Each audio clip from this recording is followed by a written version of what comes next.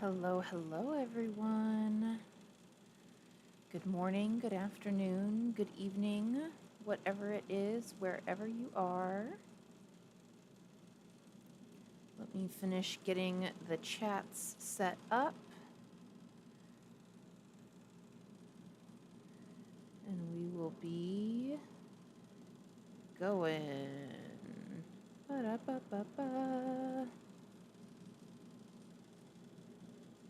All right, we've got Twitch, we've got TikTok. We're about to have YouTube, inshallah. Come on. How is everybody today? Y'all doing all right? Here we go. All right, we may not have the video, but we have we have the chat at least. That's all that matters. There we go. Alhamdulillah. All right. Yes. How is everybody? Doing okay? I've got my snack. I've got a drink. I've got the book. Got Living Out Islam, Voices of Gay, Lesbian, and Transgender Muslims. We've got the air conditioning going so that, inshallah, little Benjamin Button CPU here doesn't go dive off a cliff.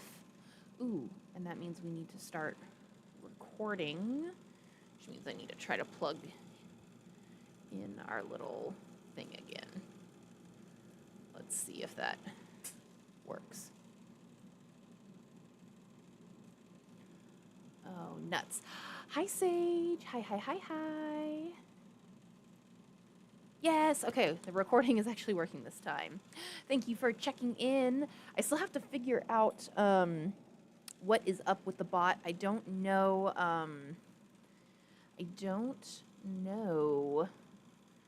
how to create a bot command that makes the bot say something to you when you do the check-in, because that's the ideal. It's supposed to be like, Sage has checked in to the Cousin Crew station something or other. You know what I mean? Like, it's not just supposed to be like you spent your channel points for nothing. It's supposed to be like, a thing. But I can't figure out how to really make it do that. So, hola, good day, Divas. Sadly, I can't stay today because I'm quite very busy. However, check out this emote I animated myself the other day. That is so cool.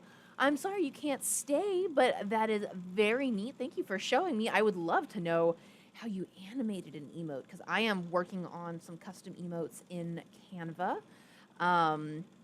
And that is very cool. I have no idea how to animate anything, so you should come tell me your secrets, Fefe. Yes, most handsome and famous, I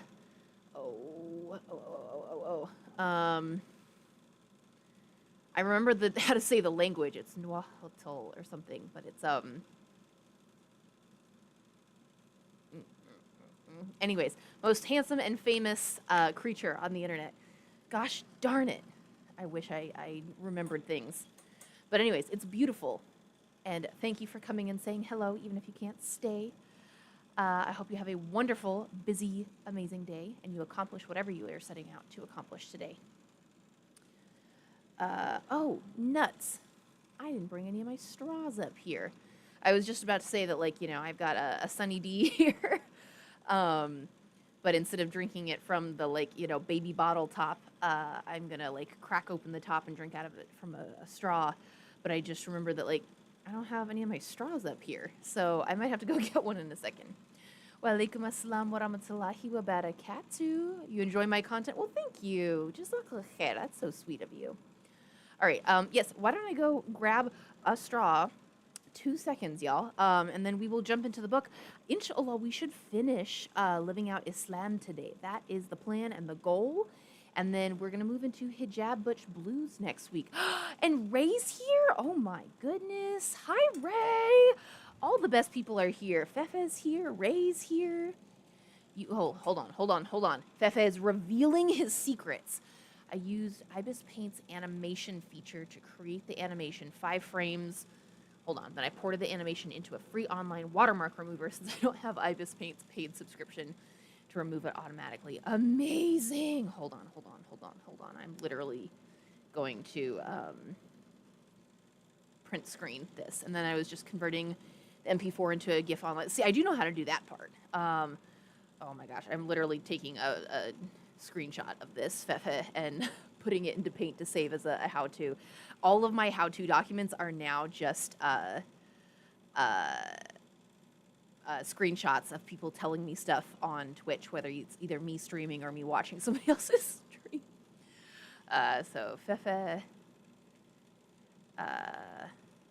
how to animated emote 17 August 2026. Amazing. I love you so much, Fefe. Thank you. That is genuinely like so helpful. That is so cool. And yes, Ray is here. Ray's here in the Twitch chat. Oh my goodness. I need to like text you and Bailey back.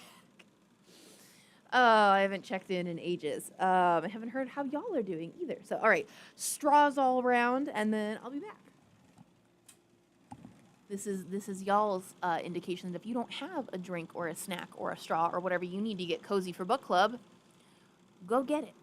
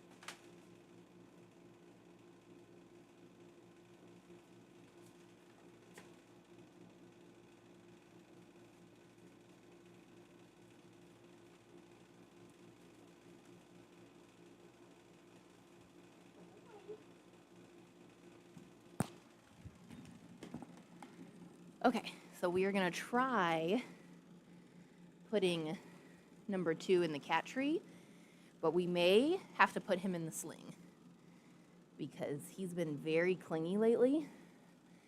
And for those of y'all who were here last time, you may remember that we invented the cat sling. Not really invented, but we discovered that he likes the cat sling, and that when he's being very clingy, that is the only way that he will stay in the room. That if I try to just, you know, have him be on the cat tree, he's like, no, I need your full attention, sir. So, and it seems like that's what he's doing, because he's doing the thing where he, oh, wait, I gotta go sling, then headphones. There we go, sling, then headphones. All right, do you want to be in the sling, baby? Yes, okay. I know, because you're like, otherwise I'm heading out. So this is my baby. He goes in the sling. Hey, hey, hey, it's okay. It's okay. He likes the sling, but he's still not super sure about the whole, like, getting in the sling procedures. Dude, there we go.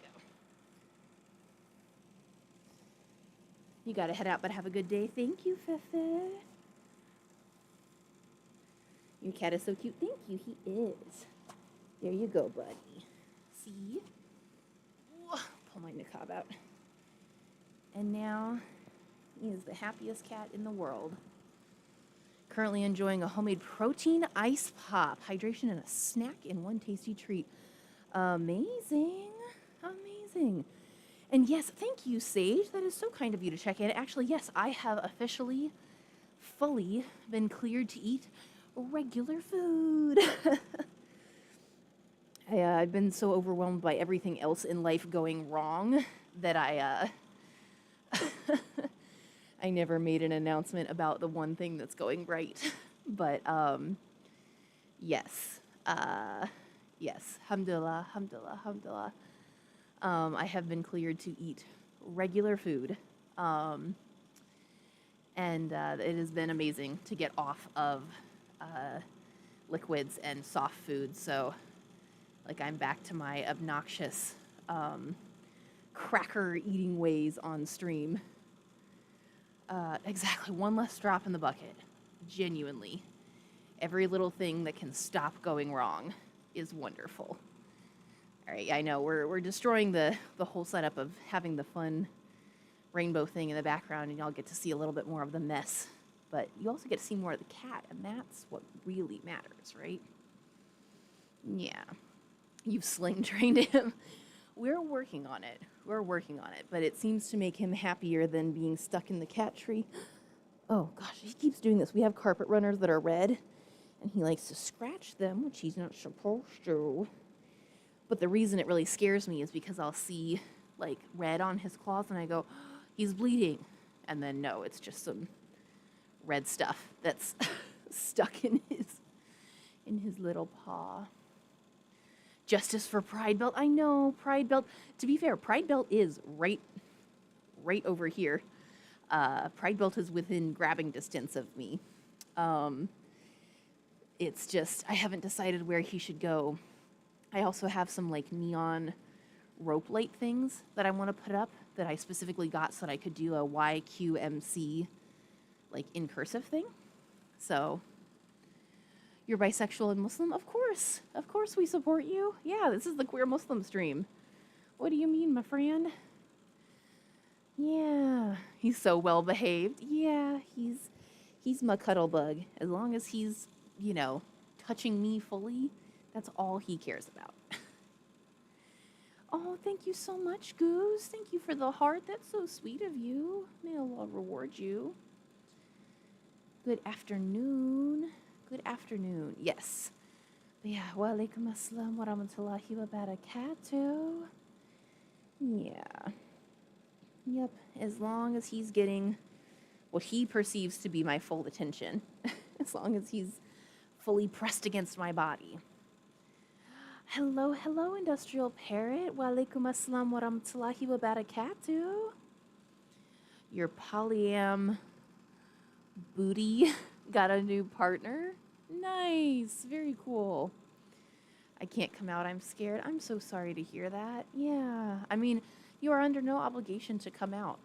That's the great thing, is that just like being Muslim is something that you can practice completely privately, being queer is the same. You do not owe anybody, information about yourself whatsoever. You'll be in and out. You're trying to shower quick before therapy. No worries. Yeah, I'm just happy to see you for a second. Yeah, I hope therapy goes well. All right, let me get straw in drink. You want to sniff? Sniff, snort? Oh, wow. What do we think? He goes, truly, I do not care. All right. Boop, boop, boop, boop, boop. You being panromantic, asexual, non-binary, and academically fascinated by religion as a concept, I feel so alive here. Amazing. We love it. Therapy. Sniff. I know. When I don't remember if I came up with it or if my little brother did when he lived with me, but somebody came up with, whenever we offer the cats something to sniff because they're blind, you can put something literally right here, and he doesn't even know my hand's there.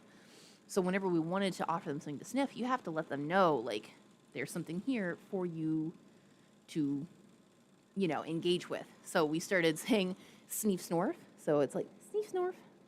And then he parks up and he goes, and I truly don't remember if it was me or little brother who came up with it, but it makes me laugh every time. Me too. Your girl has been struggling on the mental health bus. I literally cried for like not a small portion of the last stream I did. So I feel ya. Hope that it helps. Oh, thank you for the rose goose. Practicing your smash skills for the smash meet tomorrow. Um, I'm a little bit concerned, only because the only thing that I know colloquially that smash means is like have sex. So, uh, to me, that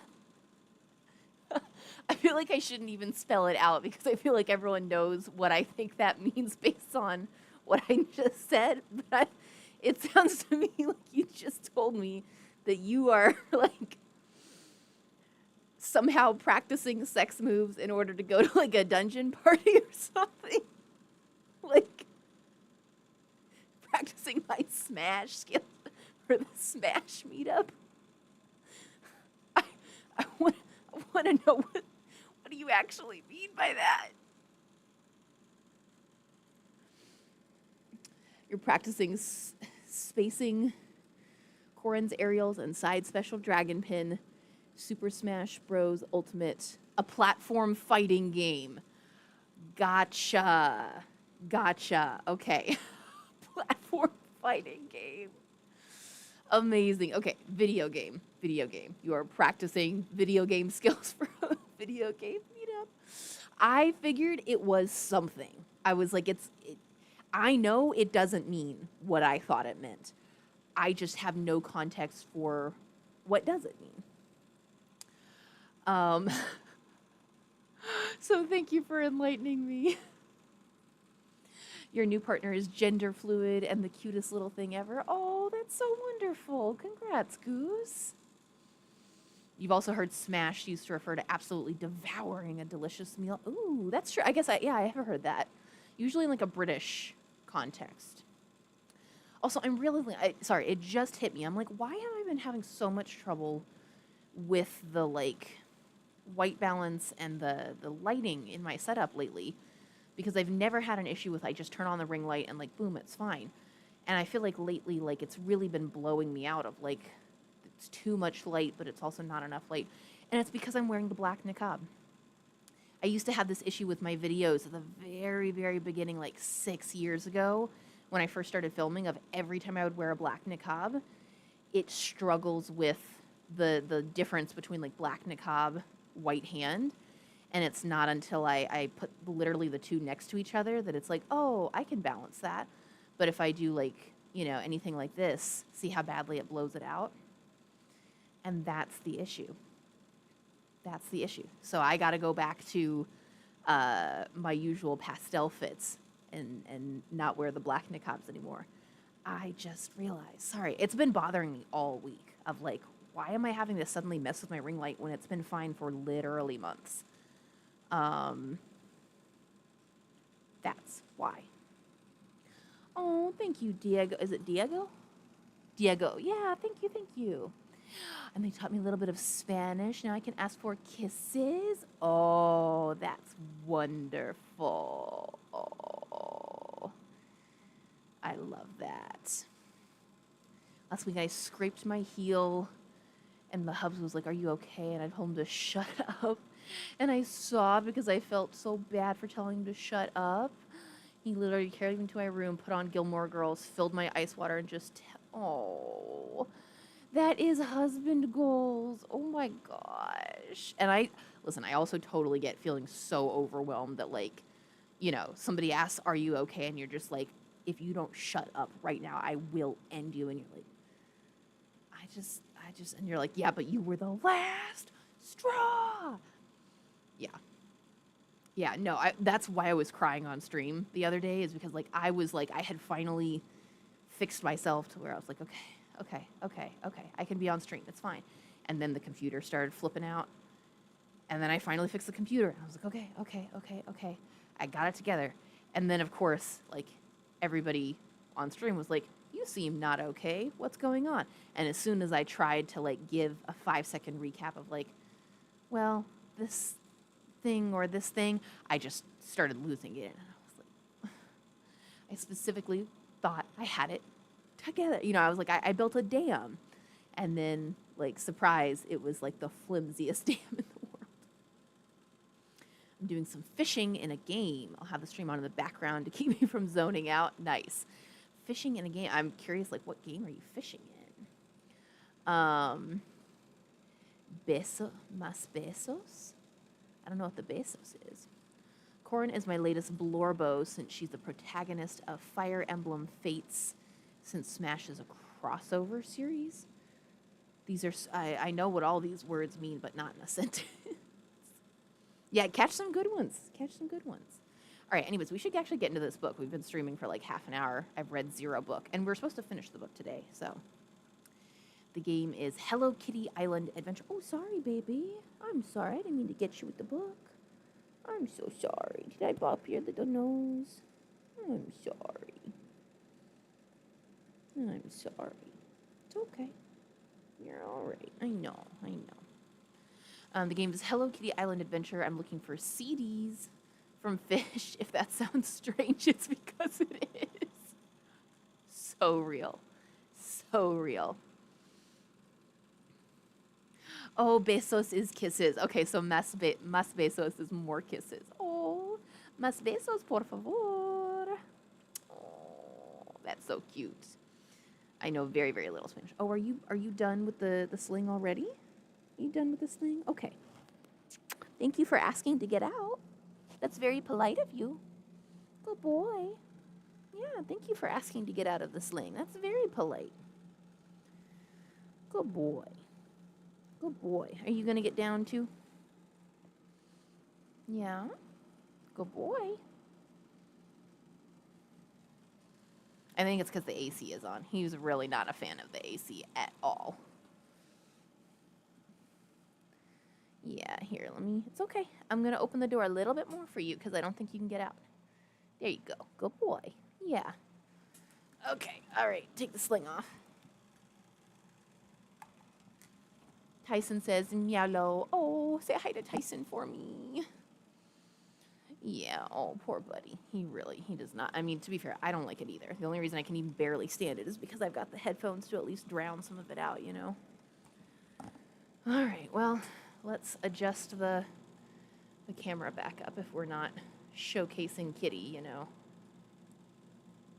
Whoa. Oh, wow, y'all are getting to see way too much of this room.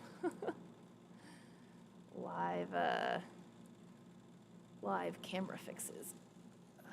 Nope, that's too high. There we go. Yeah, and also y'all get to see more of the... Wow, what happened to my niqab? One second.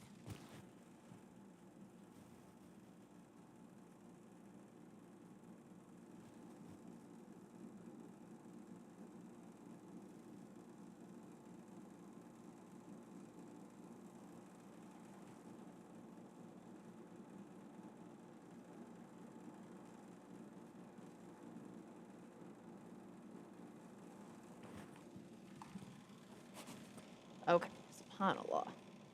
Yes, he is a very polite kitty. I have tried to train him that, like, if he wants out of the sling, he just needs to kind of, like, start sitting up and, like, kind of, like, put a paw out so that he doesn't start, like, freaking out big time and trying to climb out, because I don't want, you know what I mean? Especially because, like, I walk around with him in the sling at this point. Like, I cook and, like, do things.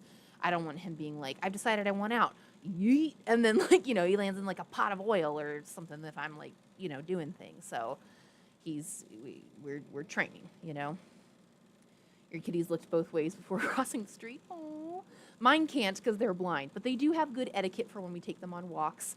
I'm actually planning on posting a video, if not later today, because it's not edited, it's just raw footage right now, but sometime soon, inshallah, of like him on his lead in the grass, because I take them on walks, but lately I've mainly just been clipping them onto a lead in the front yard while I garden, because I can't walk with them while also gardening.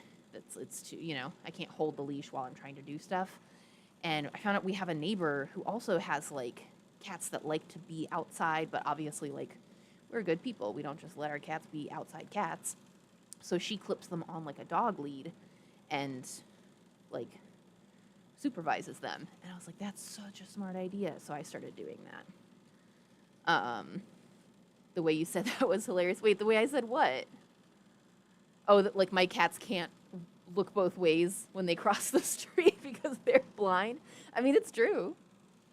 The deer in your area use the crosswalks. That's so smart though, because they've picked up that like, hey, if I walk here, people pay attention and they don't hit me with their car, ideally. But yeah, anyways, I took a little video of number 2 in the front yard because we let the grass and other like weeds, quote unquote, but like, you know, whatever, plants grow so high that like you can just I was literally looking around being like, where is he? And then I saw his little cat face just peeking up above the grass. So cute. Oh, my cats can't do that. They're blind in the most matter-of-fact, plain voice. What can I say? It's the autism. Anyways, I love all of this Super Smash Bros. Ultimate lore that you're dropping, Industrial Parrot. That is so cool.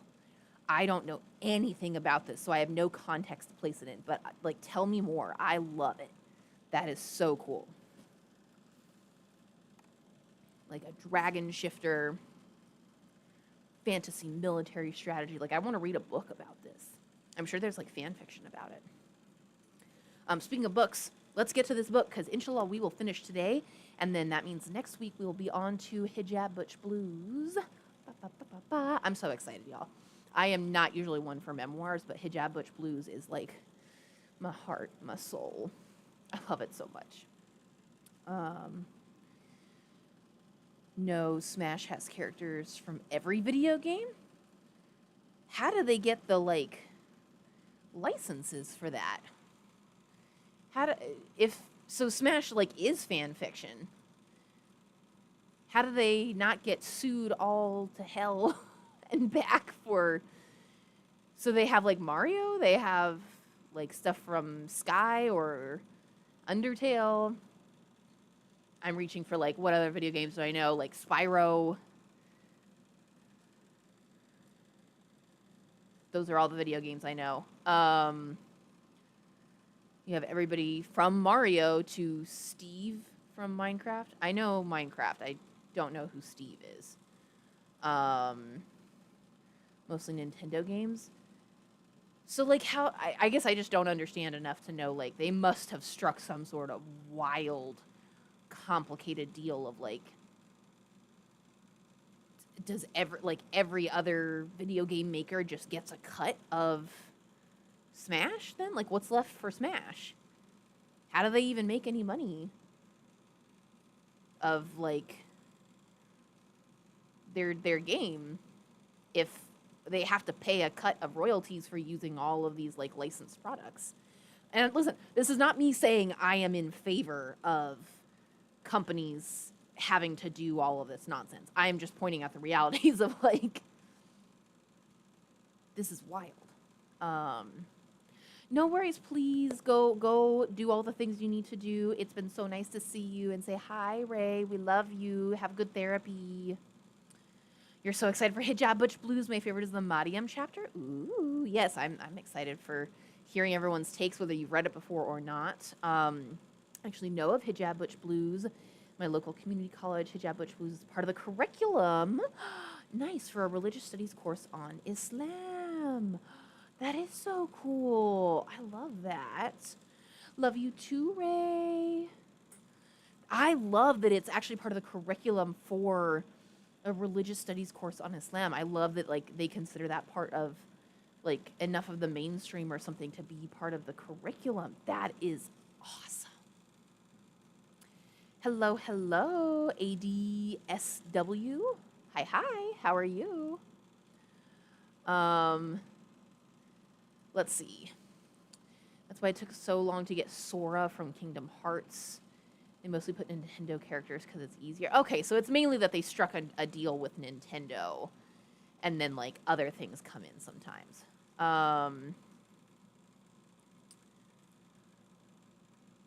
You invite people to listen to the music of your country.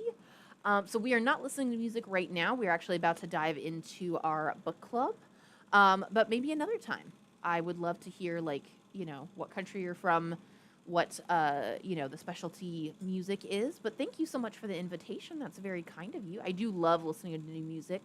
My wife is like a former guitar artist, and I do sing on stream and stuff sometimes. So music is definitely an interest here on the channel. Just not currently today. Today is book club. So feel free to stick around and send me a whisper with like the country, the music, all that stuff. Maybe we'll have you on for a Wednesday. Oh, that reminds me also for y'all. This Wednesday, remember if anyone was here last week when I was like, I don't know what we're gonna do this Wednesday for our like grab bag thing. It turns out this Wednesday, we will be doing nothing. We will be having no stream because I need to accompany my wife to a very important doctor's visit and advocate for her because it turns out her doctor has been terrible, and I need to go be big scary pit bull wife. So I will be doing some very important things, but just not with y'all, unfortunately. Sag. So I will update my Twitch schedule. That's always the best place to see what the like current this week's schedule is and what we'll be doing. And I will put what am I saying? I will put something on my story that morning as well as a reminder on TikTok. So nothing this Wednesday, unfortunately. We will have book club today and then Undertale Tuesday, Thursday. But inshallah, for future Wednesdays, we might do some music with ADSW, if that strikes our fancy. So didn't want to forget to tell you all that. I meant to tell you up front and then totally forgot. So, okay. We are in the conclusion of Journeying Towards Individual Identity, and then we will start into the conclusion chapter. So we are on page 216 if you are following along in your own copy. Bismillahirrahmanirrahim. A'udhu billahi minash shaitanir rajim. Oh, thank you, Sage. As always, real life matters take priority. Please take care of yourself and your wife. I appreciate it. Yeah. No, and she told me what was going on with like messages back and forth to her doctor, and she mentioned that she had an appointment this Wednesday. I just said, like, would you like me to go with you? Because I will say XYZ and we will just make sure this happens. And she said, you would do that? And I go, honey, it is standard practice in some places, and when it isn't, it should be, that you can and should bring a personal advocate, and I am your legal wife. So they cannot, as long as you don't say that you don't want me in the room, they cannot deny me being in the room with you. So I will go, and all you have to do is say, no, listen to them, and point to me, and I will be Pitbull wife. So that's, yeah, absolutely. I hate to bail on y'all, but also I'm not sorry, because this is very important to me. My wife gets the medical care she needs despite a terrible medical system that allows doctors to just be awful to patients if they don't like them or their identities. I'm sure it'll make it worse when she realizes that, my wife's wife is also a lesbian and also a niqabi. Also a lesbian? That didn't make sense. But is also a niqabi and is also everything. But if my wife's doctor is going to treat her terribly because she's a lesbian, then guess what? The other lesbian's going to show up and make it terrible for them. So she will be facing consequences. And the first consequence will be me. The second consequence will be us reporting her to our healthcare system. But first things first, she'll be facing me. I am very much like, I'm very nice, I'm very kind, until you do something to hurt the people I love. And then I'm the Pitbull wife, so. Okay, anyways, into the book. Bismillahirrahmanirrahim. A'udhu billahi minash shaitanir rajim. Conclusion. Building a strong and healthy identity as individuals is a powerful mode of activism for transgender, lesbian, and gay Muslims.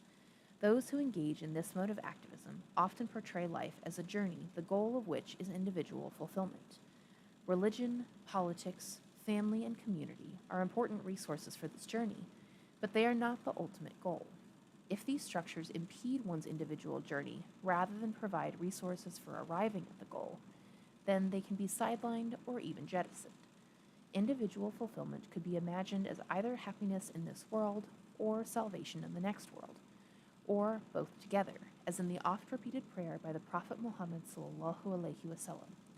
O God, give us what is good in this world and what is good in the next world.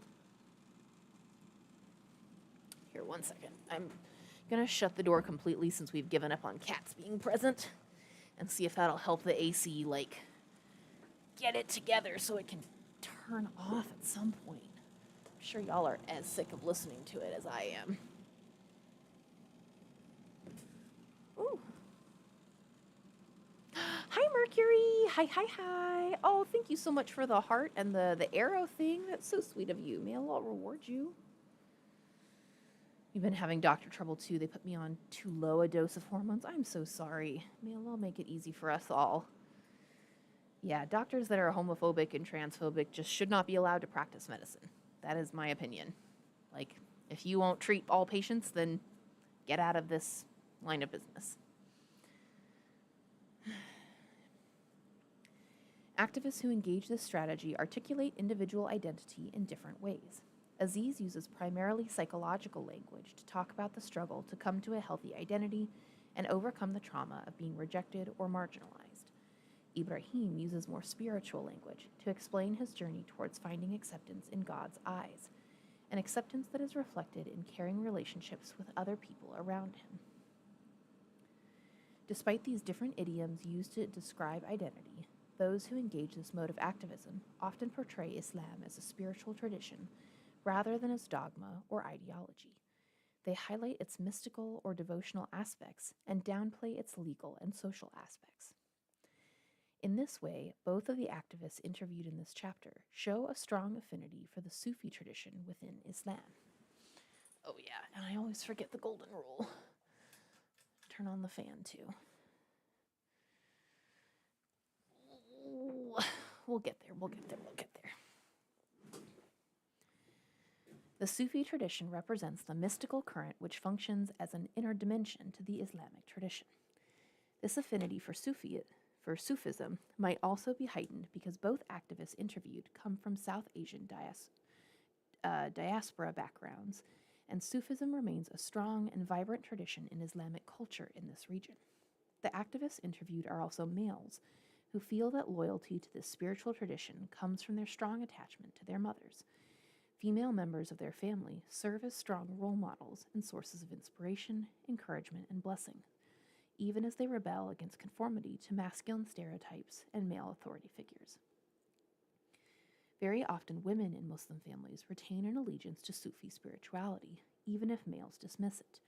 So the overlap between attraction to Sufi thought and intimacy with female role models is not accidental in the lives of these activists. Journeying towards individual identity is a mode of activism that is often quiet or invisible. It is seldom documented by journalists or visible through the media. We tend to assume that activism is a loud and brash activity. After all, activists speak up, organize groups, denounce injustices, and clash with opposition. But those who see activism as a journey toward individual identity do not necessarily do these things, though they might do so by engaging other modes of activism at the same time. There's a typo in here. Sorry, it was throwing me off. They may take up other roles in gay, lesbian, and transgender support groups, roles that are nurturing, supporting, caring, or therapeutic. Of those interviewed in this chapter, Aziz voices concern that he is not really an activist, because his mode of engagement is quieter and more linked to psychotherapy than to politics. His ultimate concern is not social change in itself, but rather his ability and that of his fellows to live a fulfilling life in society. Ibrahim goes further in sidelining social change in favor of a journey toward individual identity. He openly questions society's gender norms and imagines himself to be on a spiritual journey in which society plays little role. His journey's twin goals are acceptance in God's eyes and marriage to a loving partner, while all else matters little. Still, he volunteers his time and energy to outreach and organizing, but does this as an expression of care for his fellow travelers and hope for spreading love in all dark places. Those who engage with this mode of activism assert their ability to forge ahead beyond the limits of family expectation or religious dogma to search for viable individual identities that will allow them to live fulfilling and creative lives. Islam urges them onward in this search, they argue, even if their fellow Muslims would rather hold them back. Religious solidarity can be compromised or rejected, they feel, especially if their co religionists do not strive to sincerely understand them and their existential position with regard to sexual orientation and gender identity. In the end, they uphold the teaching that God judges each person as an individual according to their intention and action. As the Quran intones, on that day of judgment, people come forward, each differently, to witness their deeds. So whoever does an atom's weight of good sees its consequence, and whoever does an atom's weight of harm sees its consequence. Quran 99, verses 6 through 8. Each one comes forward differently and individually, such that family standing and community solidarity mean nothing when facing God. Citing this message in the contemporary social struggle for acceptance and justice is a potent form of activism, one that authorizes an individual journey that disregards social conventions if they are deemed unjust or discriminatory.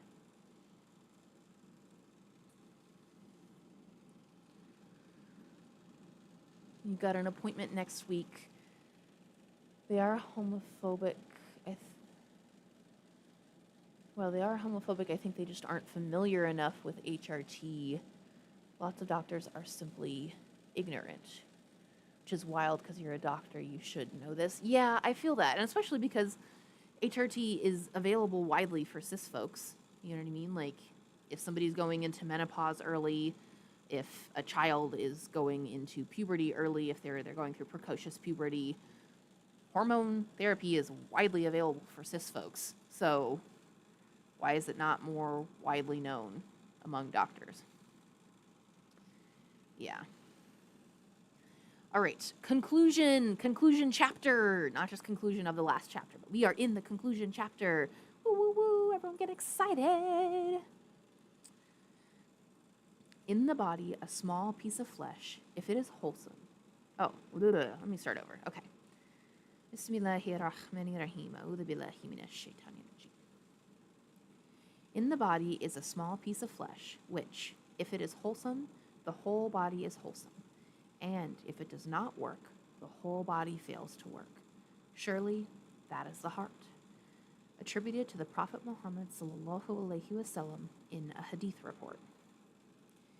In Islamic thought, the heart is the center of the human being, rather than just an organ of the body.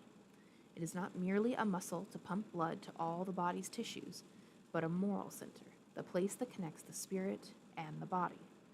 In the heart, faith shines like a light, and in the heart, intention is formed, which guides a person's thoughts and actions. There are many teachings of the Prophet Muhammad sallallahu alaihi wasallam that convey this message, including the hadith report quoted above, and a report which tells that the Prophet Muhammad sallallahu alaihi wasallam used to pray to God to grant him a heart that is wholesome. In this prayer, Muhammad sallallahu alaihi wasallam was meditating on the Quranic message that, on the day of judgment, one will not be aided by wealth or family, but only by presenting to God a heart that is wholesome. Quran 26, verses 88 through 89.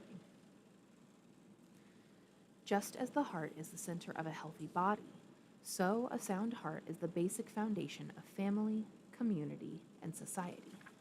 The Muslim activists interviewed in this book reflect this teaching in their own ways, as they insist on holding on to their faith while finding ways to seek justice and welfare in society.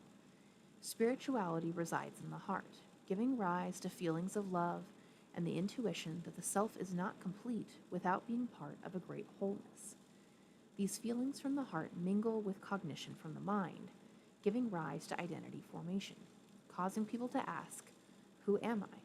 Why am I here? And what must I do in this short life? For some, these questions are not answered adequately by common perceptions of one's social place as the child of a family, member of an ethnic group, or fellow of a religious community. This is especially true if one's innermost feelings of identity and desire lead one to a kind of love which one's family and community deem immoral. This, as we have seen, is the case for gay, lesbian, and transgender people in Muslim communities. Their feelings of conflict with family, community, and religion lead to a long and complex process of identity formation. For those strong enough to endure this process and achieve a viable identity as gay, lesbian, or transgender Muslims, the result can be motivation for creative action in society, activism. Activism does not consist merely of political maneuvers or media interventions. Activism, as this book has shown, is any self-conscious engagement with others in order to change the social order. The goal is to make the social order more just so that all can live in it with sincerity, integrity, and fulfillment. Activism happens when the distance between what is and what ought to be, the very breeding ground of alienation, is filled with creative and energetic action so that a person does not slip into despair, disillusion, and depression. The activists we have met in this book have shared their life stories. They have explained how their religious beliefs have led them to volunteer in various support groups, and how voluntary activity with such groups has led them to reformulate their understanding of their religious tradition. While they have come from very diverse backgrounds, they are unified in their shared struggle with identity formation and their collective investment in building support groups for lesbian, transgender, and gay Muslims like themselves. Despite the diversity of their lives, common patterns emerge from these interviews. These activists chose not to relinquish Islam as their religion, even as their levels of ritual engagement with Islam range from intense to lax. They realize that holding on to Islam as a religion is a highly political act, leading them to confront the authoritative spokesman of Islam in various ways, ranging from open debate to subtle questioning. In holding on to Islam as a religious belief and communal framework, these activists find in Islam both resources and obstacles. The resources in Islam are spiritual teachings that give them hope, moral guidance that gives them inspiration, and ideal symbols that give them a means of communication with fellow believers. This means of communication may ultimately be persuasive, even among those who are dismissive at first. The obstacles in Islam they find are patriarchal values that have long been absorbed into the religion, entrenched interpretations that many refuse to question, and traditional norms that stem from medieval jurisprudence. The activists interviewed here, as a group, do not believe that these obstacles are inherent in the Islamic tradition. The activists believe that the ideals of Islam can be distilled from the traditional forms of the religion and reworked into a new form that accepts more social pluralism and individual rights, including diversity in sexual orientation and gender identity. They may disagree about the details of how Islam can be reformed to achieve this goal, but they all agree that Islam should not be jettisoned. Continued belonging to their Muslim families and communities is a vital part of their personhood. They adopt different strategies or modes of action to achieve some kind of reform. Some focus on the Islamic tradition, while others address their Muslim families and communities. Some engage national structures of politics and law, while others turn their attention to individual resources in psychology and spirituality. Most engage simultaneously in multiple modes of activism, but all come together through volunteer work in building support groups for themselves and others like them. These support groups serve an important function in connecting like-minded individuals to form a quote-unquote intentional community. This community-building role is especially crucial because those who join have been marginalized and alienated from the communities in which they were born, such as family, ethnic group, neighborhood, and religious group. Many of those interviewed here were threatened or harmed by their close community, sometimes even by their family members. All of them lived in fear of such harm, whether it materialized or not. And all recognize that such harm is reinforced or justified by traditional Islamic interpretations. Yet, their impulse has been to question the interpretation and critically examine its social origins, rather than to blame the religion or abandon belief in it. The support groups that these activists have volunteered to build provide a safe space for lesbian, gay, and transgender Muslims to question their faith tradition, assess its traditional interpretations, and explore the possibility of alternatives. The interviews presented in this book illustrate not only the lives of the activists, but also the workings of the support groups that they helped establish and run. Their work has been shaped by the social and legal conditions of these countries with secular democratic constitutions, Yet their work has had an international impact because of media and the internet. The groups see themselves as part of a network of support groups, which often meet, exchange information and experiences, and build a wider international platforms for the rights and welfare of sexuality and gender minorities among Muslims. Though the support groups operate in countries where Muslims are a minority, they impact public education and policy debates in countries where Muslims are a majority, in the so-called quote-unquote Muslim world of nations in Africa, the Middle East, and Asia. Oh, thank you, Avi. Jazakallah khair.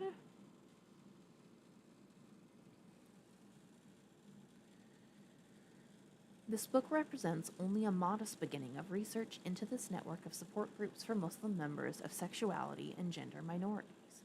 There is much potential for future work, and it is hoped that this volume will encourage other researchers, and that the quote-unquote oral history that it presents will lay the groundwork for future study.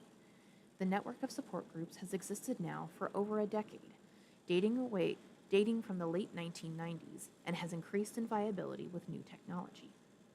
While a group might be active for some years and then disband, the network of such groups continues to expand.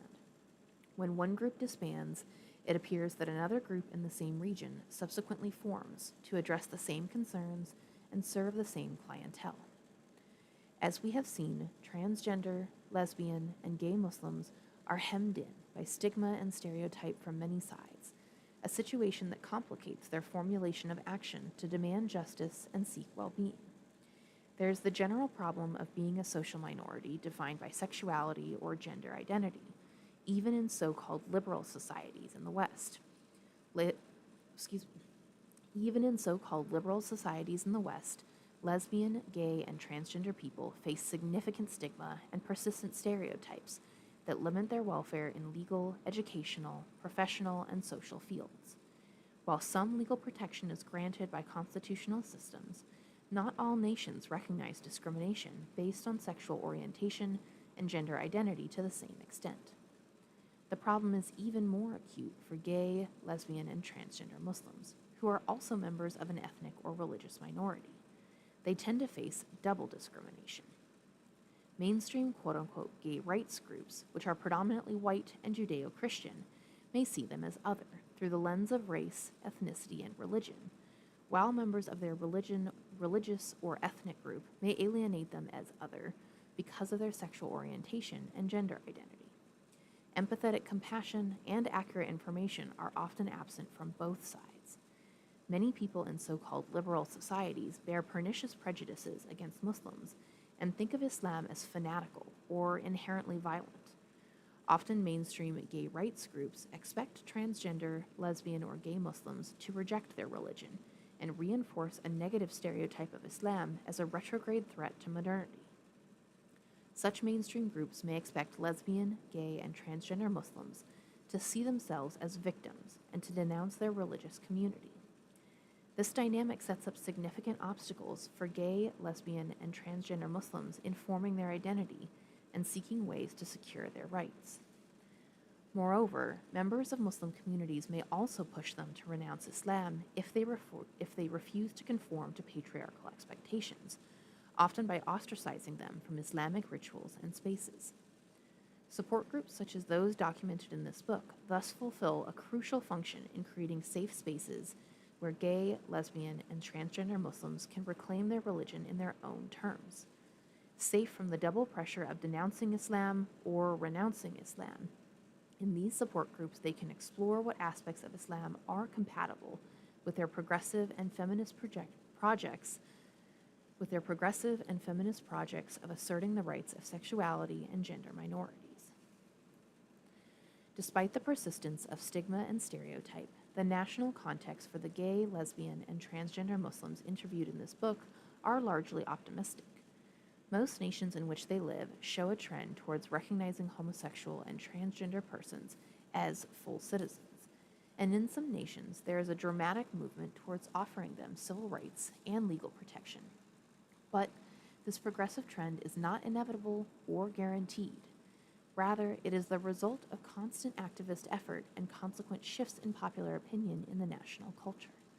There can be setbacks in the legal recognition of gay, lesbian, and transgender citizens, as illustrated by the state of affairs in the United States in comparison with the more progressive situation in Canada. And there is no guarantee that constitutional rights and legal protection are actually afforded to individuals, as illustrated by the situation in South Africa. There, Muslim citizens have extensive legal rights, but most are embedded in families and communities that can seriously limit their expression of those rights or access to protections. For Muslims living in secular democratic states, things are never simple. They cannot simply trust in progressive legislation to grant them welfare. Gay, lesbian, and transgender Muslims living in democratic countries must come to an understanding of their role as Muslims in an environment that is not simply non-Islamic, but one that has a civic ethos of participatory democracy. In these national contexts, Muslim citizens are invited into the civic society as legal residents and citizens with a contractual system of rights and obligations under a constitution shared with their non-Muslim neighbors. They are encouraged to keep Islam as a religious practice while finding ways to participate in civic society as citizens. This civic participation is based on shared values that are rooted in secular politics, but may be compatible with Islam.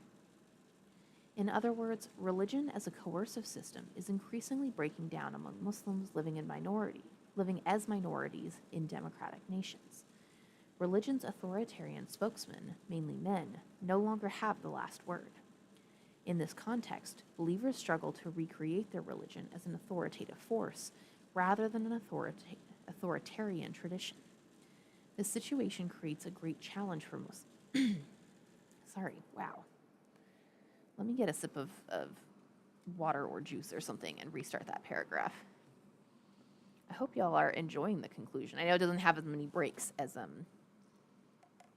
the rest of the chapters. But feel free to throw questions or comments in as we're going.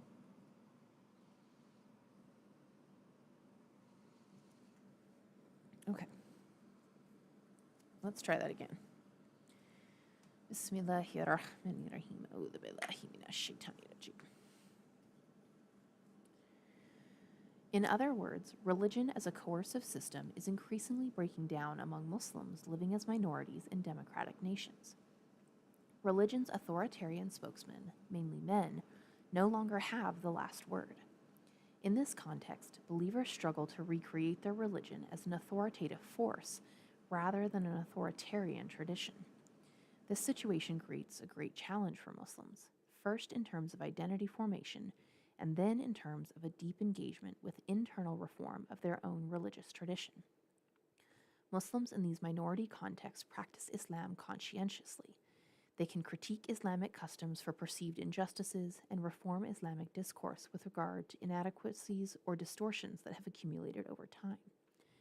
Groups which have been traditionally marginalized by Islamic authoritarian spokesmen, including women, youth, sectarian minorities, and skeptics, can now find their voices and speak as critically reformist Muslims in this new civic context.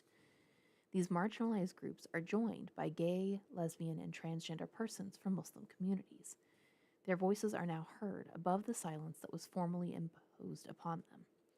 The self-appointed guardians of authoritarian Islam may dismiss these voices, but they have a vital role to play in articulating an Islamic identity and practice that promotes the welfare of Muslims as citizens of democratic nations.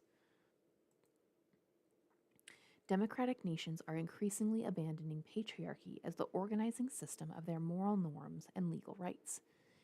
Patriarchy is a system of moral order and social control in which men are empowered to have authority over women, youth, and other disempowered men, whether they are slaves, non-householders, workers, or eunuchs.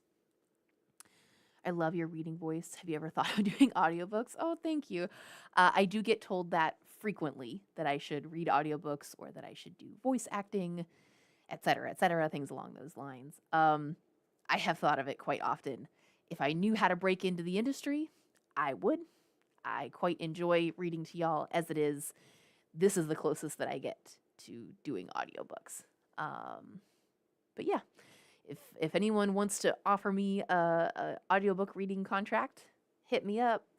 but I don't really know how to get into the industry. So for now, I just do this. Gotta go have a good stream. Love you all. Love you too, Goose. Hearts, hearts. Have a good rest of your day. I think it's because HRT for menopause is very different. Because for trans folks, you're trying to mimic puberty, which means a way higher dose. That is fair. That is fair. Because yes, for mimicking puberty, you do need a much higher dose. That is a fair point to make, Industrial Parrot. Where were we? Ba-ba-ba-ba-ba.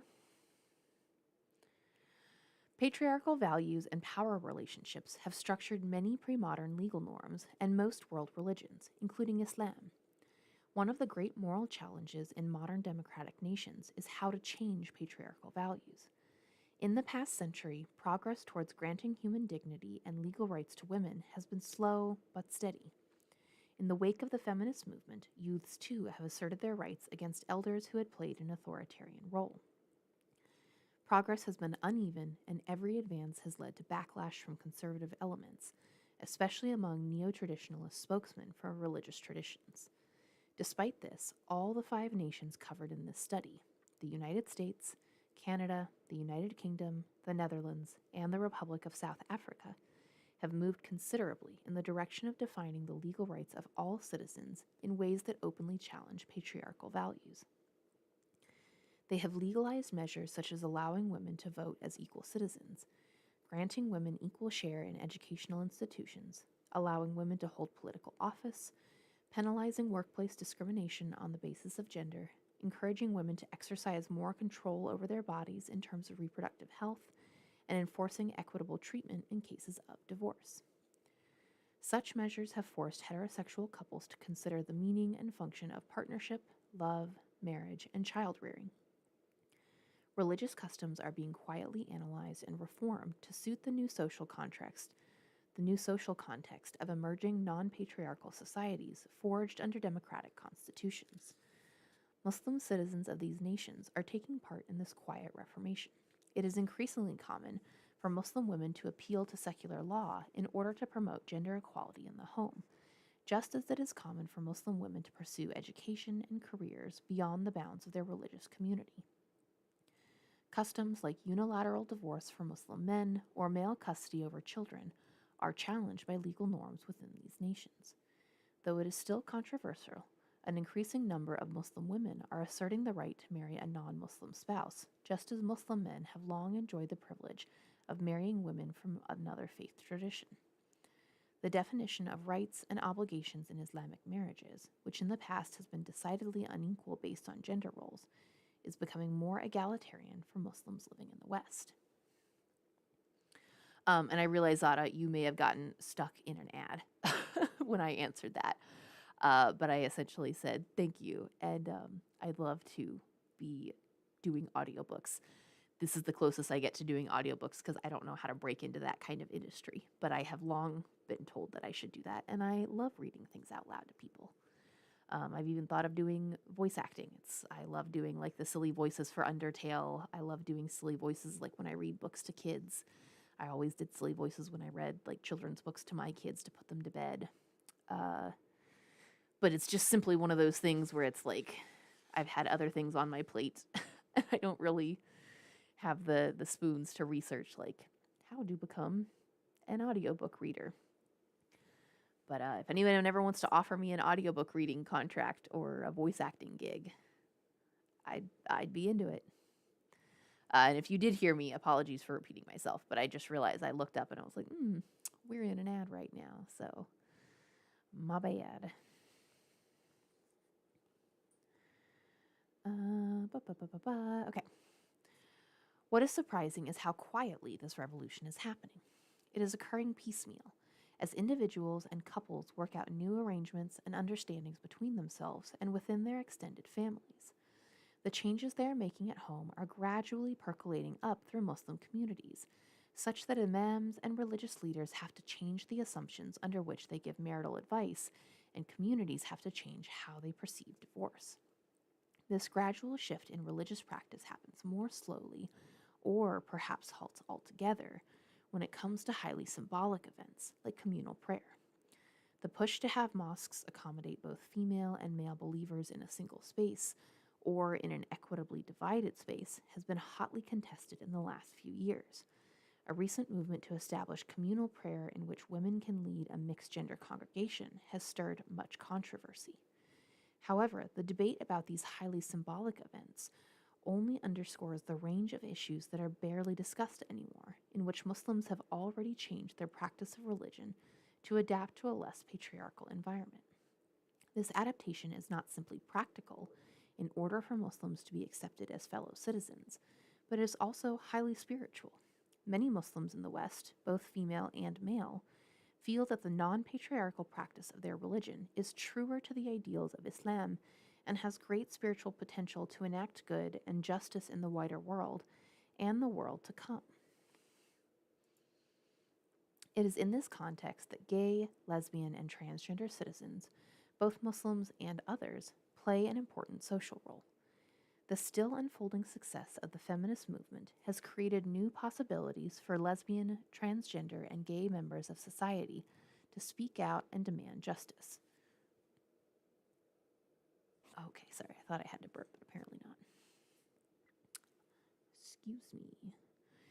Most proponents of the feminist movement in the West probably did not foresee this result, but that in no way diminishes the intimate link between them and activists for rights for minorities defined by sexual orientation and gender identity. Like feminists, proponents of lesbian, gay, and transgender rights push the debate about human nature and human rights toward more inclusive and universal principles. Like feminists, they deepen the discussion of which values are most essential to the pursuit of human flourishing.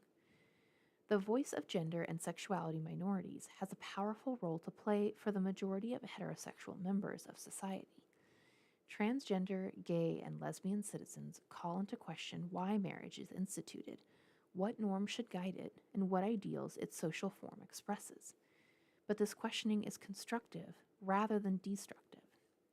If marriage is understood in non-patriarchal terms as the partnership of two equal persons who strive for each other's welfare, intimate pleasure, and ultimate happiness while protecting any children born to them, then why can that social bond not be extended to same-sex partners who play the same role in their lives as a couple? The challenge to give equal rights to similar persons encourages the ethical search for underlying principles through which to regulate our human affairs. As homosexual and transgender persons find greater public voice and a protected space in society, they will contribute to these necessary debates. All citizens, regardless of their gender identity or sexual orientation, benefit from such debate and ethical scrutiny of our social institutions.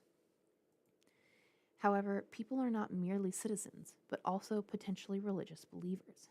Many of them do not welcome such ethical scrutiny, especially not when it is prompted by people they see as strange, sinful, or even heretical. Muslims in the West appeal to constitutional norms and civic values to protect their minority community. Yet many Muslims denounce the application of these same norms and values to minorities defined by sexual orientation and gender identity, especially when this application is advocated by members of their own minority religious community. In the eyes of many conservatives, the fact that Muslims who are gay, lesbian, and transgender build alliances with non-Muslims of the same orientation makes them even more suspicious. This is true even if conservative Muslims find surprising allies among non-Muslims, primarily Orthodox Jews, evangelical Protestants, conservative Catholics, and Mormons, for their stand opposing the extension of rights and recognition to gay, lesbian, and transgender citizens. These cross-religious alliances tend to obscure the fact that issues of sexual orientation and gender identity are sparking an intense debate among Muslims themselves over the personality of God, the nature of God's creation, divine intent for human life, and the role of Islamic tradition in fulfilling that intent. The interviews offered in this book reveal how deep that debate goes and how urgent the stakes are for the welfare of vulnerable members of these minority communities. The debate is very complex. It involves not only questions of religious tradition and scriptural interpretation, but also scientific research into personality and political assertion of rights guaranteed by a constitution. Ultimately, identity formation is about the heart. The heart is what motivates action in the body's limbs that can be assessed in the field of legal obligation and has effect in the field of political action. When we fall in love, the experience challenges our routine ways of being, of conceiving of the self, and of displaying the self to others in society. When gay, lesbian, and transgender Muslims come out, they make known publicly their identity formation and its consequences. They form a subculture for themselves and launch a demand for recognition and accommodation by others in the dominant society. They do this because they fall in love, and they want their love to be connected to the wider aspirations of the good life, to love one's family, to support one's community, and to contribute to the welfare of one's nation. We all fall in love. Lesbian, gay, and transgender Muslims are unusual in that they fall in love in a slightly different pattern than most of their fellow believers. Yet, love is still love, and it is this simple fact that allows them to appeal for understanding and sympathy from those around them who might feel otherwise alienated from their identity or behavior. For gay, lesbian, and transgender Muslims, falling in love is both a self-transforming event to celebrate and a potential disaster to fear, especially if one has not formed a strong enough identity to face its challenges. The activists we have met in these pages strive to form an identity that can withstand the potential disaster of loving and learning to live through that love. Their transnational network of support groups reaches out to others to promote the formation and strengthening of such identities. One cannot love another sincerely unless one can find the means to love oneself for who one really is. Love overflows the boundaries of eros and sexuality, spilling over into love of family, loyalty to friends, self-sacrifice for strangers, and ethical care for all humanity. For many, love is ultimately refined into devotion for God. In medieval times, Muslims wrote extraordinary narratives on erotic love between human beings that led them to love for God. Many Muslim authorities, especially those with Sufi insight, have written similar expositions on the value of love in prose and poetry. Yet contemporary Muslims often neglect or reject this part of their religious heritage. The presence of lesbian, transgender, and gay Muslims encourages their religious community to remember this integral part of its spiritual legacy. All Muslims together, whatever their sexual orientation or gender identity, must revive the Islamic quest for love that transforms. In the Quran, God is named loving, wadud, and desiring, murid. It is God who originates all things and God who calls all to return. For surely God is the one who forgives, the loving one, the possessor of the glorious throne, who enacts whatever the one desires. Quran 85, verses 13 through 16.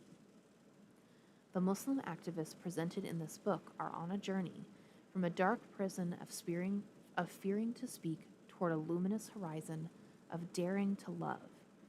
They are moving from a position when you were few, when you are oppressed to the ground, and fear that people would carry you off by force. Quran 8, verse 26. They are moving toward a position of strength and flexibility so that they can hear God calling them and all others to return to God's presence. For God calls all to return. For surely God is the one who forgives, the loving one. Quran 85, verse 14. Only in such a position of strength can they reach out to others through love. That is their ongoing struggle, their jihad. The journey is long and the goal is still far off, but that struggle is its own reward. That's the end, y'all. That's the end. I'm gonna cry. That was such a good ending. Oh. I actually really, really love that. Those last. I will say, I do not ever like people who say you can't love unless you love yourself, and you can't be loved unless you love yourself. I disagree with that statement, but everything else in the last two paragraphs, I love it. I love it. And we finished the book. We finished the book.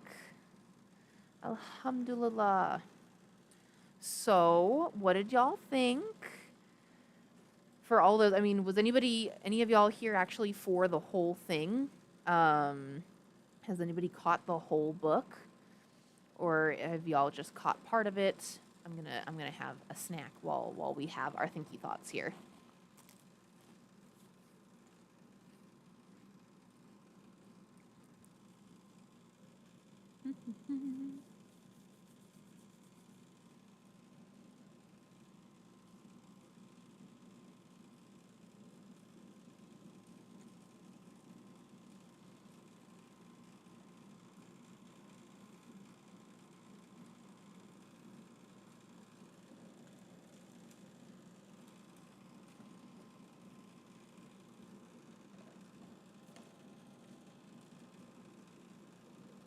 Okay.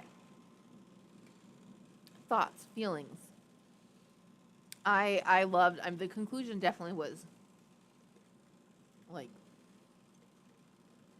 a big long summary. I could feel it like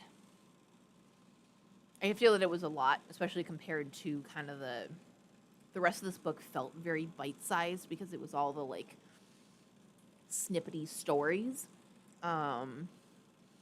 But I always struggle with memoirs just because they don't hold my attention very much. I would always prefer a more academic book. I loved homosexuality in Islam.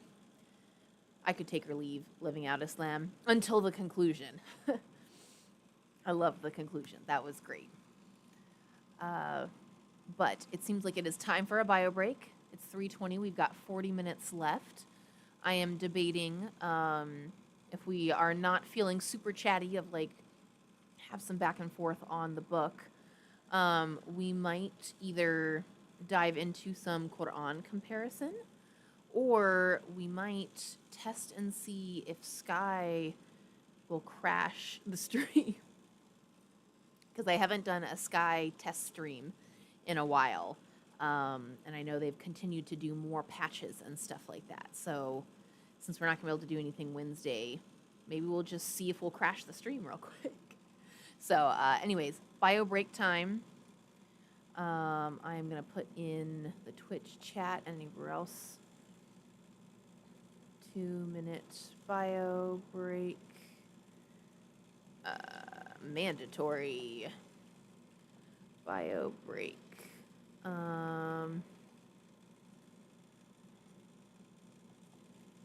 Do your refill fluid. I can type. Or fluid tank. Snack. Take a. Okie dokie. I didn't care if I did get the date wrong or if she did, but she didn't. You got ghosted by your therapist, Ray. That's terrible. I'm so sorry. Ah, rude. Truly rude. It's life, Lily. Listen, I will text you because there's things that, like, you know, we know each other IRL. I can share. I can't share on on screen here, but like when I tell you every time I turn around, it's life. It's life. So I feel you. I'm sorry though. All right, it's bio break time.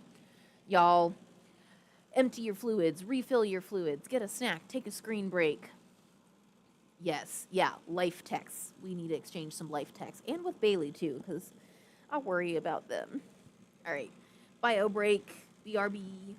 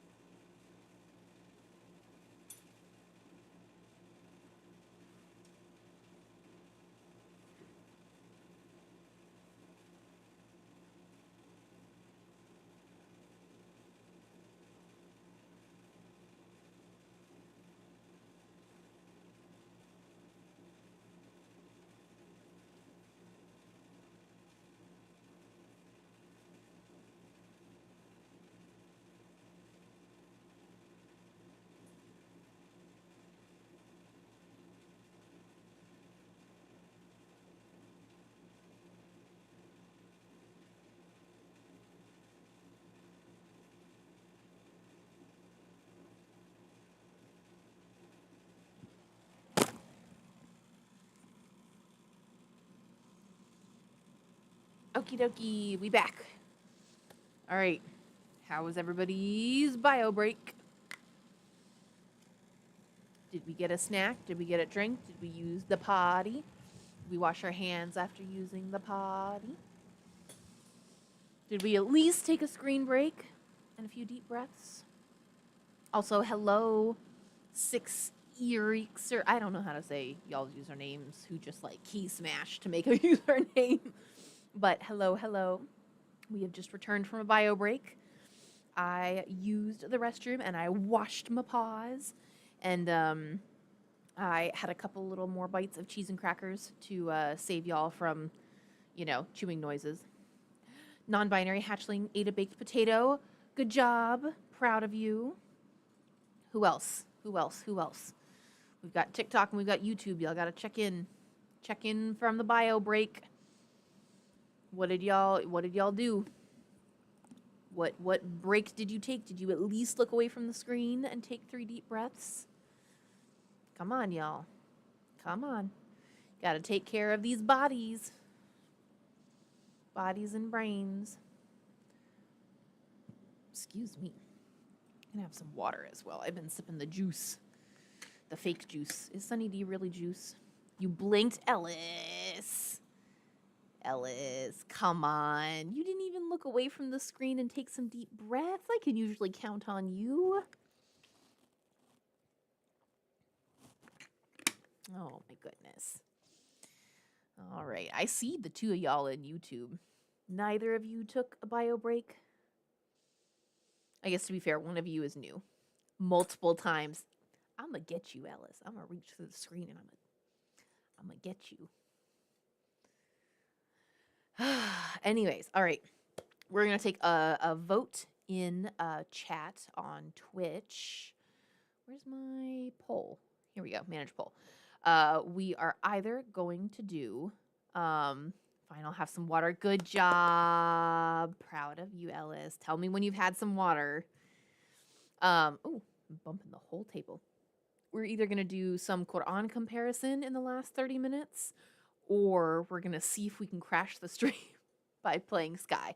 Not really. It's not, we're never intending to crash the stream, but we're going to do, we might do, like seeing if we can play Sky and seeing if all the new patches and everything have like made it to where I can play like maybe one day Sky, one day Undertale. So how should we finish today's stream?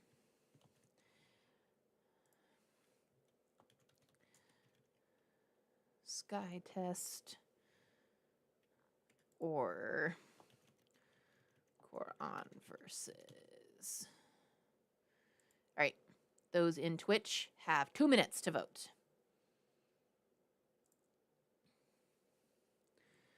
What do you think of the MPV website, if you've heard of it? Yes, I am familiar with Muslims for Progressive Values. What do I think of their website? Do you mean just in terms of like its aesthetics, its user interface, its like navigability? It's like fine, I guess. What do I think of like them as an organization? I'm going to refer myself to the prophetic wisdom of if you don't have something nice to say, don't say anything at all. And so I'm going to say that I think that they do many good things. I disagree with other things that they do. I highly disagree with many things that their founder says and does. Do I think that we have to throw the baby out with the bathwater? No. And I'll leave it at that. Water has been drank. Proud of you, Ellis. Good job. Good job. We love you. Sometimes we have to bully our friends into taking care of themselves. But I am genuinely very, very proud of you. Hello, Gucci. Hi, hi, hi, hi. All right, we've got a poll going. So anybody in Twitch, let me know. For the last just under 30 minutes, are we going to attempt to play Sky and see if Sky will play ball with the Benjamin Button computer now that like some time has passed and some patches have been made? Or are we going to try and do some Quran comparison? We don't have a ton of time, but we'll see. Yeah, their progressiveness has a limit. Exactly, Zada. And a lot of the people who work with / for them, their progressiveness has a limit.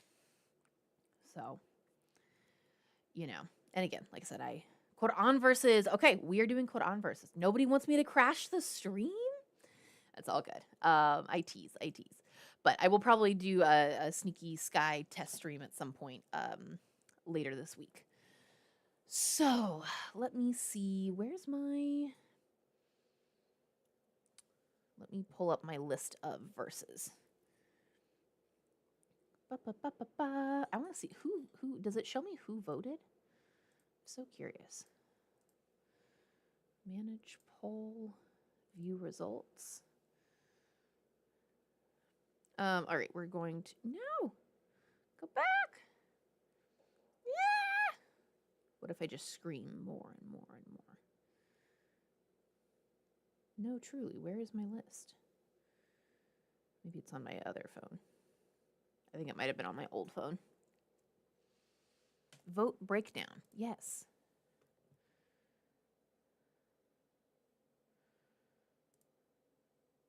It doesn't show me who voted. That's so interesting. Y'all get your anonymity. I can't speak. Your anonymity is protected. That's so funny. Oh wait, yeah, 2 voters. But it doesn't tell me who the voters were. Interesting. I wanted to know. That's so funny. Okay. Anyways, other phone. Show me my list. I need to put the list actually on a note card instead of having it be on this thing.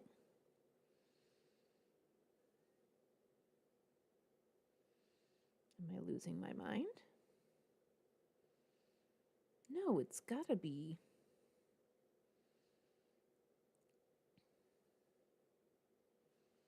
No, it's gotta be on the new one.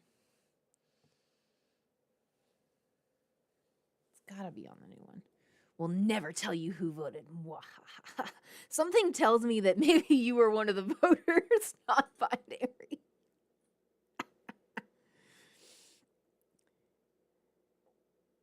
Okay, so wait. All right, this one can go away because that was just a copy paste of something. That's comment replies. Substack reading ideas. That can go away too.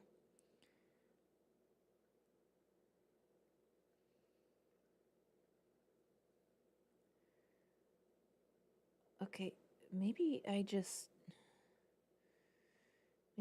lost my mind, y'all.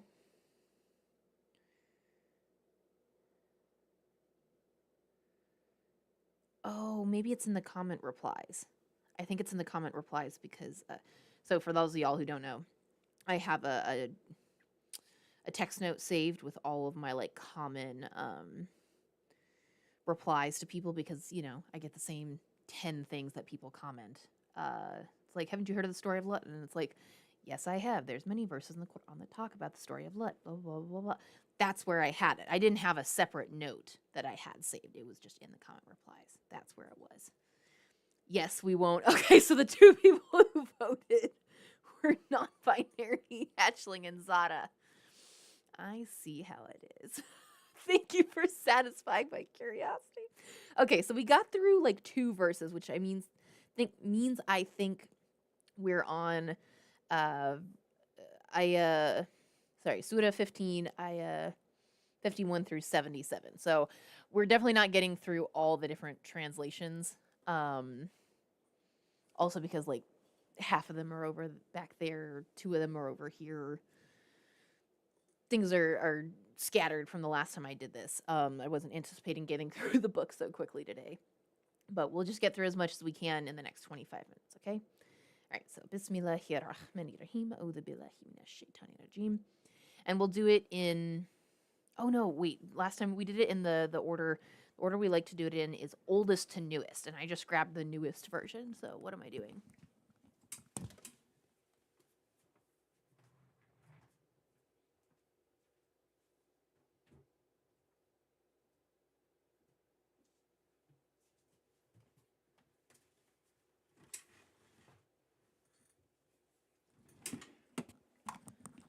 I need to put sticky notes on these so I actually remember, because we went through at one point and we had all the like publication dates of these, but I think these are the two oldest ones, the Maulana Muhammad Ali and then the Muhammad Taqiyuddin al-Hilali, like the secretly the homophobic rainbow one, which is, or the not homophobic. I mean, it is homophobic, but the extremist rainbow one. Yeah. Okie dokie. All right. Bismillahirrahmanirrahim. No, Quran on the ground. Quran down. Ooh, buddy. Chill out. Don't hurt yourself. I've got too much junk everywhere, y'all. I need to clean up the room. We had company over this weekend, and I just kind of threw everything in this room. But that was a bad idea. All right. Bismillahirrahmanirrahim. A'udhu billahi minash shaitani rajim. Looking for... here we go. 5177.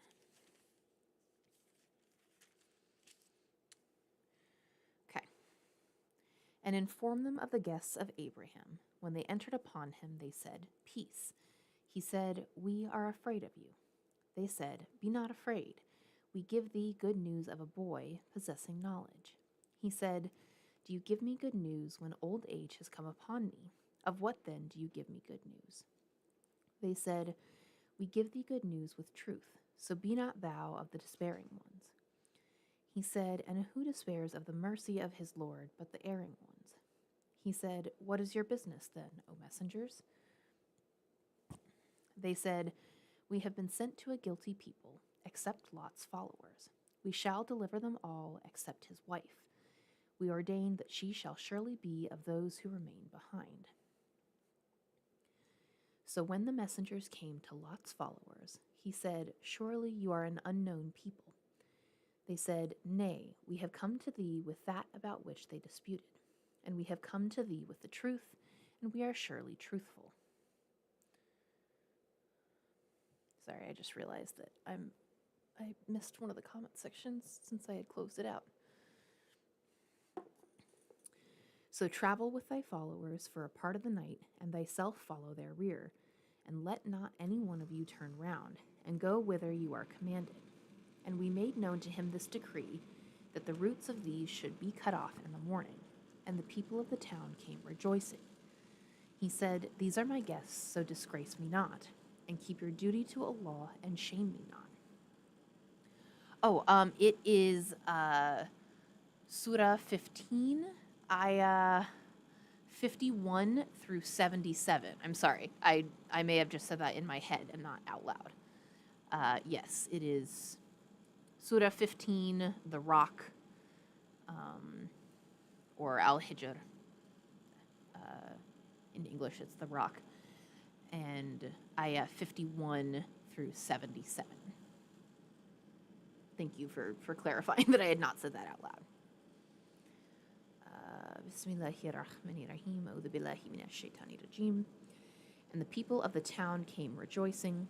He said, "These are my guests, so disgrace me not, and keep your duty to Allah, and shame me not."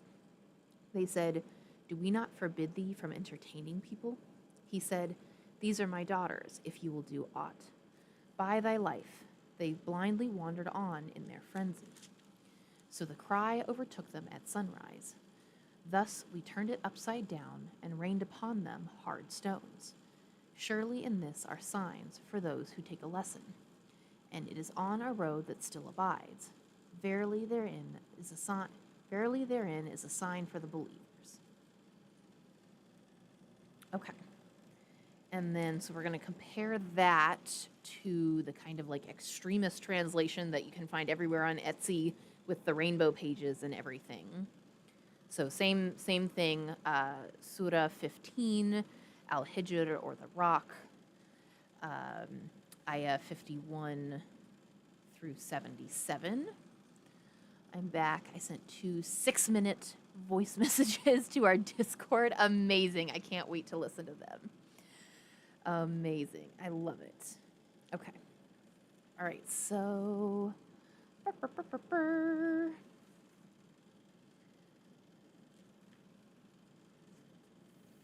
15. Oh, I skipped past it. 15. Here we go. And here we go. Okay. Bismillahirrahmanirrahim. A'udhu billahi minash shaitanir rajim. And tell them about the guests, the angels of Ibrahim, Abraham. When they entered to him and said, Salam, peace, Ibrahim, Abraham, said, Indeed, we are afraid of you.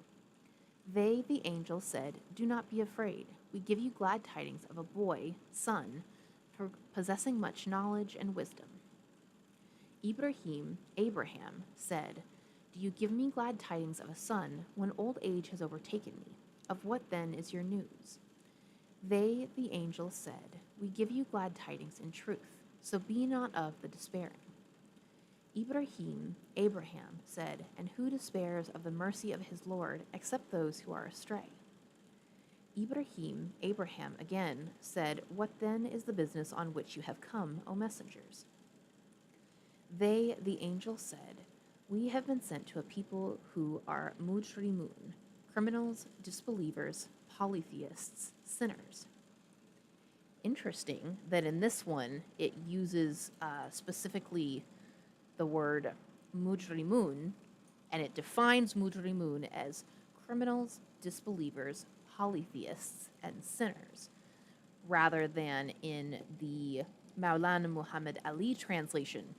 It simply says, we have been sent to a guilty people. It does not specifically use the word mujrimun, and it does not offer a definition for mujrimun. It simply translates it as a guilty people. And neither of these mentions homosexuals. Neither of these mentions anything about gay people. When it gets specific, besides guilty people, it says criminals, disbelievers, polytheists, and sinners. And these are in the two oldest, and one of them specifically is the Rainbow Extremist translation. Even the Extremist translation has not yet in this part, even the Extremist translation has not mentioned homosexuals being part of the people of Lut.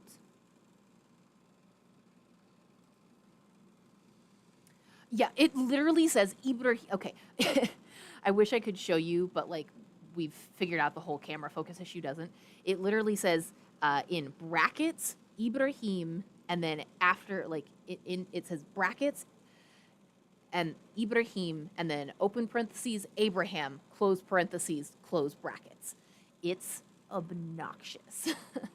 One of the reasons I hate this Rainbow Extremist translation is that there is so much that is in parentheses and or brackets. There is so much pollution of translator nonsense in here that is like, this is anytime there is something in parentheses and or brackets, this is the translator putting something in there that is not actually what is in this verse. And that is how they like think they can get away with it, is by saying, well, if it's in parentheses, you know that this is us just putting it in there. So when it says like they, the angels, it's them saying like, hey, we want you to know that they is referring to the angels, not to Ibrahim, not to anybody else. Something like that might make sense in it's trying to keep the story clear versus, something later on, like in verse 60 saying, except his wife, of whom we have decreed that she shall be of those who remain behind, i.e., she will be destroyed. That is translator interpretation. That should be left for commentary. That should be left for tafsir. That is not what it says. It says she is one of the ones who will be left behind. Not she is one of the ones who will be destroyed. She is one of the ones who will be left behind. That is translator bias and interpretation that should not be in there. That is not what the Quran says. That is tafsir, not translation. And you just putting it in some cute little parentheses is not appropriate.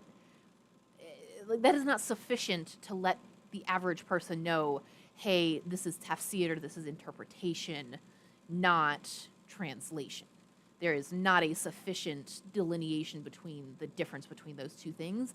And this specific translation does that every 3 seconds, and it drives me bonkers. Your translation, it just says criminal or offender. In Ayah 58, it says, or sorry, they said we have been sent to a guilty people.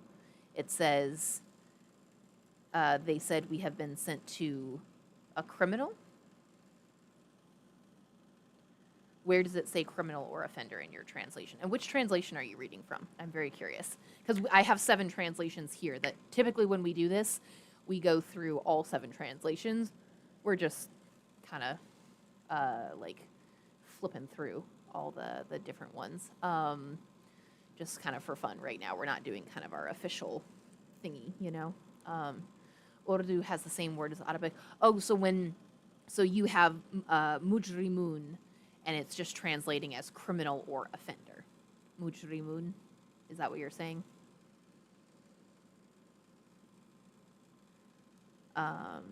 Yeah, this one is defining mujrimun as criminal, disbeliever, polytheist, or sinner. Okay, cool. I just wanted to make sure we were talking about the same thing. Interesting. Okay, all right, anyways, let's get back to reading this one. I just had to go on a little bit of a tangent. But yes, I am trying to read it word for word and not do the normal thing I do where, like, anytime the Quran, like a translation says he for Allah subhanahu wa ta'ala, I substitute they, or other things like that. Like, I'm not doing any of that. I am reading it exactly, literally what it says on the page. So yes, it is annoying that it says Ibrahim, Abraham. I acknowledge that. But I am trying to give y'all exactly what it says on the page, because that's what we're comparing, is exactly what these translations say. So, Bismillahirrahmanirrahim, A'udhu billahi minash shaitanir rajim. All except the family of Lot. Them all we are surely going to save from destruction, except his wife, of whom we have decreed that she shall be of those who remain behind, i.e., she will be destroyed. Then when the messengers, the angels, came to the family of Lot, he said, verily, you are people unknown to me. They said, nay, we have come to you with that torment which they have been doubting. And we have brought you the truth, the news of the destruction of your nation, and certainly we tell the truth. Then travel in a part of the night with your family, and you go behind them in the rear, and let no one amongst you look back, but go on to where you are ordered. And we made known this decree to him, that the root of those sinners was to be cut off in the early morning. And the inhabitants of the city came rejoicing at the news of the young men's arrival. Lot said, verily, these are my guests, so shame me not, and fear Allah, and disgrace me not. They, people of the city, said, did we not forbid you from entertaining or protecting any of the Al-Amin, people, foreigners, and strangers from us? Which is interesting, because I believe Al-Amin, I'm going to have to Google this real quick before I say this, because I had thought Al-Amin had a very specific meaning.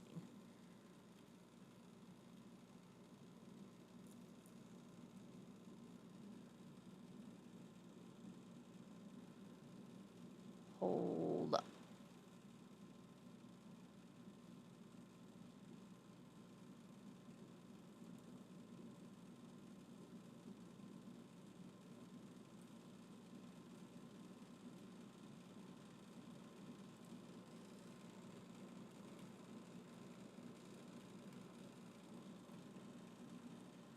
Sorry, I'm trying really hard not to speak without knowledge. Yeah, okay. Al-Amin, yeah, Al-Amin means people, jinn, everything in creation except for Allah subhanahu wa ta'ala, because Allah subhanahu wa ta'ala is not creation, because Allah subhanahu wa ta'ala was not created. So to define Al-Amin as people, foreigners, and strangers from us is wildly incorrect. Al-Amin means like people, jinn, all of creation. So, again, incorrect to put tafsir in your translation. You need to have commentary, like you are begging to just have footnotes below. You could have just put footnotes below, my dude. You should not have this in the verse. And B, don't put incorrect definitions of words in your translation or in your tafsir. Just if you're going to put it as alamin, put it as alamin, people can look it up, or translate it correctly. Or I guess if you want to mislead people, just leave out alamin and say people, foreigners, and strangers from us, and then let people be none the wiser unless they can read Arabic. Because I know that alamin does not mean people, foreigners, and strangers from us. It means far more than that. That is not an accurate translation. So don't make it so easy to critique your translation if you're going to do it wrong. If you want to mislead people, make it a little harder. Okay. Anyways, sorry, that just struck me. And I was like, before I issue criticism, let me make sure that I'm correct. But yeah. Okay. Bismillahirrahmanirrahim. A'udhu billahi minash shaitani rajim. Lot said, "These, the girls of the nation, are my daughters, to marry lawfully, if you must act so. Verily, by your life, O Muhammad sallallahu alaihi wasallam, in their wild intoxication, they were wandering blindly. So as-seha, torment, awful cry, overtook them at the time of sunrise. And we turned the towns of Sodom in Palestine, upside down and rained down on them stones of baked clay. Surely in this are signs for those who see or understand or learn the lessons from the signs of Allah. And verily they, the cities, were right on the high road from Mecca to Syria, i.e., the place where the Dead Sea is now. Surely therein is indeed a sign for the believers." So again, interesting. There's so much, like this book is attempting to be tafsir and translation at the same time and is not acknowledging that it is doing so whatsoever. It is pretending that it is a pure translation, but because every 3 seconds there's parentheses with tafsir in there or with commentary in there, and wildly inaccurate or only speculatory. Like we don't fully know where the towns of Sodom and Gomorrah were. We may think we know. There is some speculation as to where, but we don't have concrete, like, anthropological evidence of where they are. And things like the difference between, where is it? Ayah 71 in the Maulana Muhammad Ali translation saying, "These are my daughters if you will do aught," versus